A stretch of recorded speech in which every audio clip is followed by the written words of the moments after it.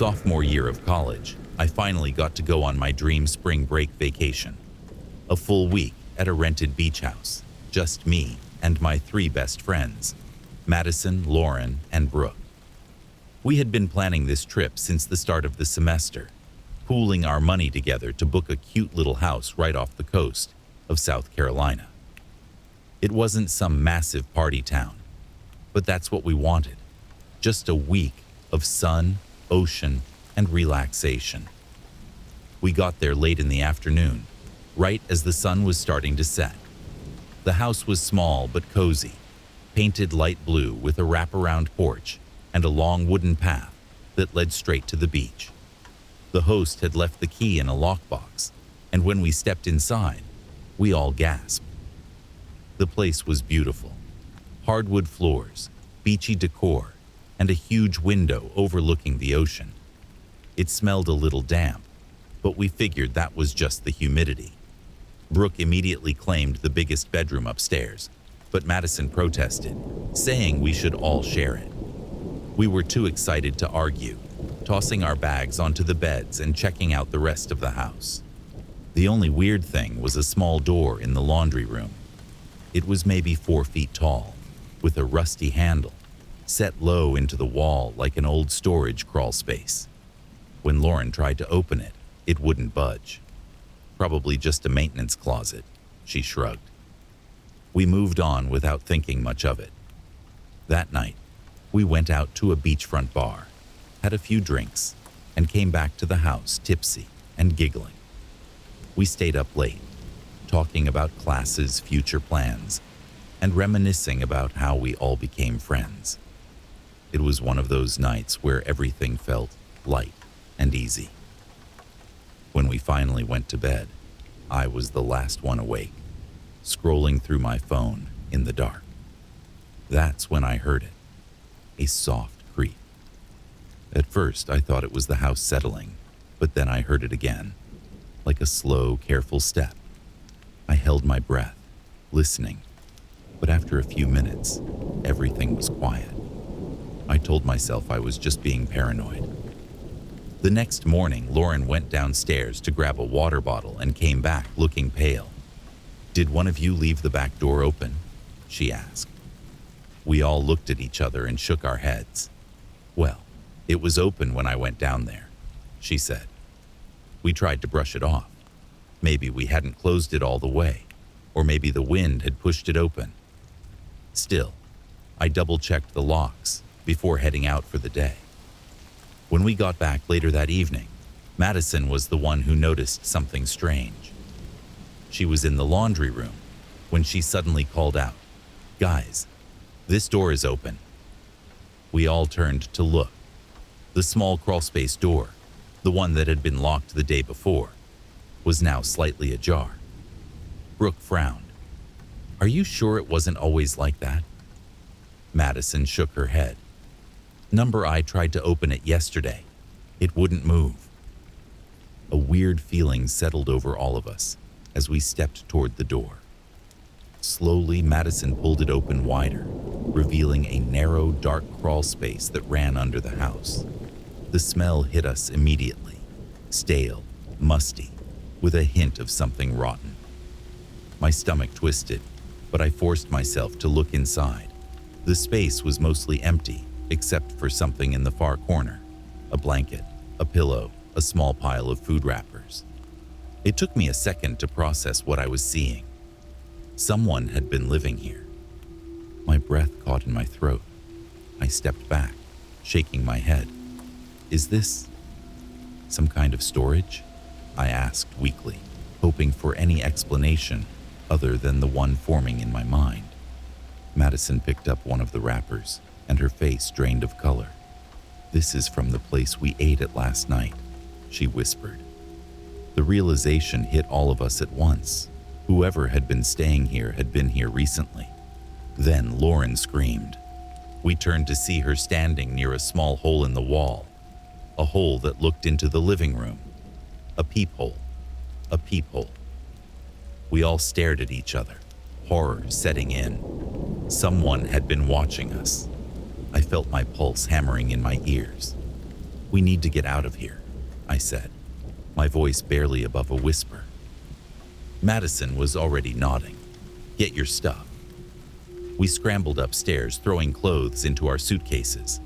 My hands were shaking so badly I could barely zip mine shut. As I reached for my phone on the nightstand, I knocked something over. When I bent down to grab it, I froze. There, half hidden behind the nightstand, was a small black camera. I stumbled backward. "Oh my God."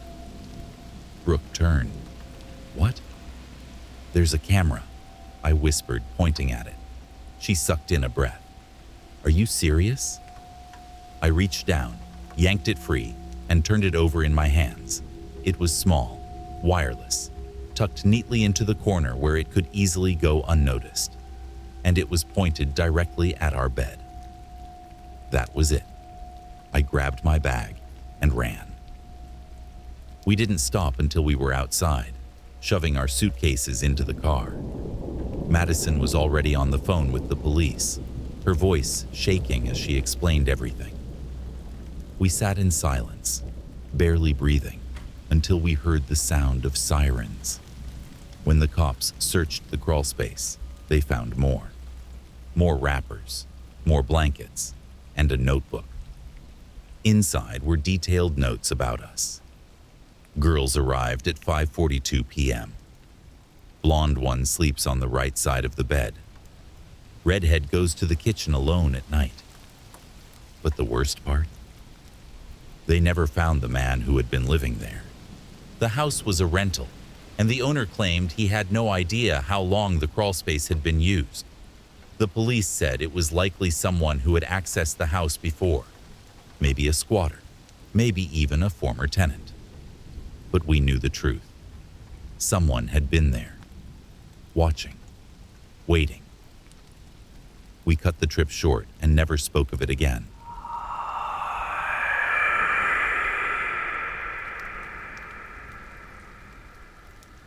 Spring break was supposed to be easy.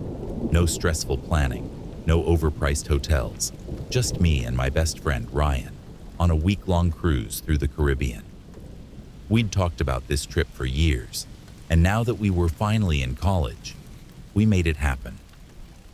Neither of us had been on a cruise before, but it seemed like the perfect setup. Food, drinks, pools, and zero responsibilities. The first few days were exactly what we expected. Buffets at all hours, drinks by the pool, and nightlife that blurred together. We met some other college kids, spent way too much money at the casino, and didn't think twice about anything. Then we docked in Nassau, and everything changed. When we got off the ship, we weren't in a rush. We figured we'd walk around, maybe do some shopping before hitting the beach. The cruise excursions were overpriced, so we decided to explore on our own. The second we stepped into the town, locals were everywhere trying to sell us something. Tours, cab rides, handmade jewelry. It was overwhelming. A guy wearing a red bandana approached us. "You guys looking for something real?" Ryan raised an eyebrow. "What do you mean?" "Real rum. Not the tourist crap they sell on the ships. I know a spot. Cheap." We hesitated. We'd heard the warnings about leaving the tourist areas, but it was broad daylight. There were people everywhere, and honestly, we wanted the experience, so we followed him. He led us down a street away from the main shopping area. It wasn't far, just a couple of blocks. But as we got deeper, things started looking rougher. Broken sidewalks, stray dogs, and abandoned buildings with graffiti-covered walls. "This is the spot," the guy said, stopping in front of a rundown bar with no sign. The windows were tinted, and the door was slightly cracked open. Ryan and I exchanged a look. "Maybe we should head back," I muttered. But before we could leave, two men stepped out of the bar. One was massive, easily over 6 feet, with a scar running down his cheek. The other was shorter, but stocky, wearing a gold chain that gleamed in the sunlight. "You boys coming in or what?" the shorter guy asked. His voice was casual, but there was something behind it. We should have left. We should have made up some excuse. But instead, we stepped inside. The bar was small and dark. A few old fans spun lazily on the ceiling, barely making a dent in the heat. There were only a handful of people inside, all locals. No music, no tourists. I swallowed hard. Something felt wrong. Scarface nodded to the bartender, who poured 2 shots of something clear into dirty glasses and slid them over. Ryan hesitated. How much? On the house, the guy with the gold chain said. That's when I knew we messed up. I glanced at Ryan, hoping he'd take the hint. But he was trying to play it cool, reaching for his shot. I followed his lead, letting the alcohol burn down my throat. Gold Chain grinned. You boys looking for more fun? Ryan gave a nervous laugh. Nah, man. We were just... No, stay, talk. Scarface locked the door behind us. A cold wave washed over me. I could feel my pulse pounding. We were in too deep. Gold Chain pulled a small plastic baggie from his pocket, setting it on the bar. This? Best stuff on the island. Cheap. Ryan shook his head quickly. We don't do that. Scarface leaned in closer. That's not what I heard. My stomach flipped. We hadn't told anyone we were coming here. We didn't even know this place existed 10 minutes ago. But somehow, these guys already had a story about us. Ryan's voice was tight. We should get back to the ship. Gold Chain's grin dropped. Not so fast. Scarface moved first, stepping in front of the door. Gold Chain stayed seated, drumming his fingers against the bar.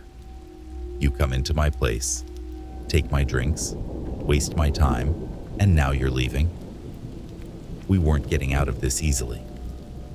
Look, I said, trying to sound steady. We'll pay for the drinks and head out.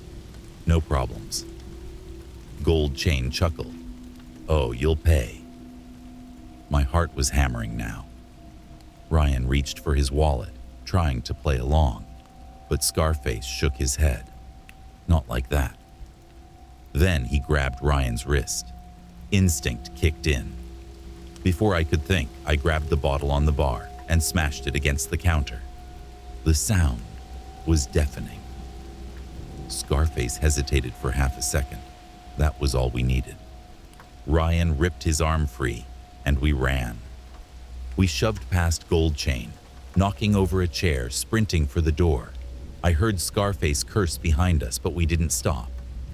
We bolted through the narrow streets, dodging carts and people, until we spotted the cruise port. The second we made it past security, I collapsed against a railing, gasping for breath. Ryan was pale, shaking his head. Dude, what the hell just happened? I didn't have an answer.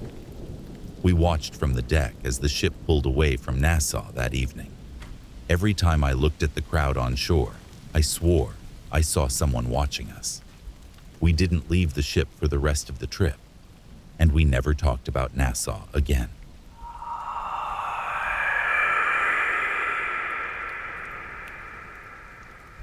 Spring break in Cancun was supposed to be the perfect trip. A full week at an all-inclusive resort, partying with my sorority sisters, and finally getting the full Delta Beta experience. I had been looking forward to this for months, especially because, as a freshman, this was my first real chance to bond with the older girls. I had pledged Delta Beta in the fall, and while I had made a few close friends in my pledge class, the seniors were in a league of their own. They were a tight-knit group, always in control. Everyone respected them, but deep down, we were all a little scared of them. They were beautiful, intimidating, and ruthless when it came to hazing. I thought that stuff was only bad during rush. I was wrong. By the time we got to Cancun, The trip seemed perfect. We drank at the resort bars, swam in the ocean, and partied at nightclubs packed with other spring breakers. The seniors were surprisingly nice, letting us take shots with them, dressing us up for pictures and telling us we were finally becoming real Delta girls. Then, on the fourth night, everything changed. It was around midnight when one of the seniors, Madison, knocked on my door. "Time for initiation," she said, smirking. The other freshmen and I were herded to the resort's private beach. A small bonfire flickered in the sand, and the seniors stood around it with their drinks, whispering and giggling. Brielle, one of the scariest seniors, stood in the center. "All right, babies," she called out. "Who's ready for a little fun?" I forced a laugh, but my stomach was already twisting. The fake sweetness in her voice set me on edge. "We have a little tradition," she continued. "Every year we give our new babies a special gift, something to remember the trip by." The seniors pulled out a stack of t-shirts. I frowned. "What's this?" The girls passed them out. As soon as I unfolded mine, my stomach dropped. The shirt said, "Delta girls love free drinks and bad decisions." But worse than that, on the back, in huge letters, it said, "Single and ready to mingle, room 502. Our real hotel room numbers. A nervous laugh bubbled out of me. "No way, we're not wearing these." "Oh, you are," Madison said sweetly. "You want to be in Delta Beta, right?" A few of the other freshmen hesitated, but the seniors stared us down, grinning like they dared us to say no. Brielle clapped her hands. "Now let's go get some drinks, ladies." I wanted to die, but I put the shirt on. So did the others. The seniors paraded us through the resort like trophies. Drunken guys at the pool hooted as we passed. Men at the bar read the backs of our shirts and tried to follow us. One guy grabbed my wrist and said, "Room 502, huh? I'll see you later." I ripped my arm away and shot a glare at Brielle. "This isn't funny." She just smirked. For the next hour, we were forced to wear those shirts as the seniors made us drink, pose for photos, and flirt with random men. I felt humiliated. Finally, when I thought we were done, Madison linked her arm through mine and whispered, "Time for the real fun." I barely had time to react before they dragged us toward the stage. The resort's nightclub had a huge open-air dance floor with a stage for games and contests. And right as we walked in, the DJ grabbed the mic. "Who's ready for a little wet t-shirt contest?" The crowd screamed. I froze. Madison grinned. "Guess who's competing?" I looked at the other freshmen, all of us realizing at the same time. "No," I said firmly. "No way." But Brielle and Madison just pushed us forward. "Come on, babes," she cooed. "Be a team player." The DJ spotted us. "Looks like we have some volunteers." The crowd cheered. I wanted to die. I had no idea how to get out of this. Saying no would just make things worse. Running would make me a target for the rest of the trip. My hands were shaking as I stepped onto the stage with the other freshmen. That's when the sprinklers turned on. Freezing cold water drenched us. The crowd went wild. I could hear men shouting, whistling, yelling our room numbers. My soaked shirt clung to my skin. Cameras flashed. Someone was recording. I felt like I couldn't breathe. Brielle was laughing. Madison was cheering. I don't know how long it lasted. Maybe 5 minutes. Maybe forever. The second we were allowed off the stage, I ran. I pushed past people, past the bar, past the pool, straight into the hotel lobby. My hands were shaking so hard, I could barely swipe my key card. When I got to my room, I ripped off the shirt and threw it into the trash. I sat on the edge of the bed, staring at my phone. Notifications were blowing up. Photos, videos. The entire thing was already on Instagram and Snapchat. I felt sick. A few minutes later, one of the other freshmen, Emily, came into the room, her face red and blotchy. She was crying. "I can't believe they did that to us," she whispered. I swallowed hard. "I'm done. I don't care about Delta Beta. I'm done." We packed our bags that night. The next morning, we switched hotels. The seniors didn't even text to ask where we were. When we got back to campus, we both dropped the sorority. A week later, someone tagged me in a video. It was me, on stage, soaking wet, the shirt clinging to my body. The caption? "Delta Girls Gone Wild." It had 40,000 views, and I never lived it down.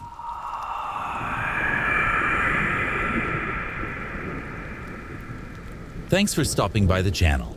We hope you enjoyed these 3 truly terrifying stories. If you want to hear more just like this one, subscribe to our channel and turn notifications on so you can be reminded when we post a new long-form video every Tuesday at 10 a.m.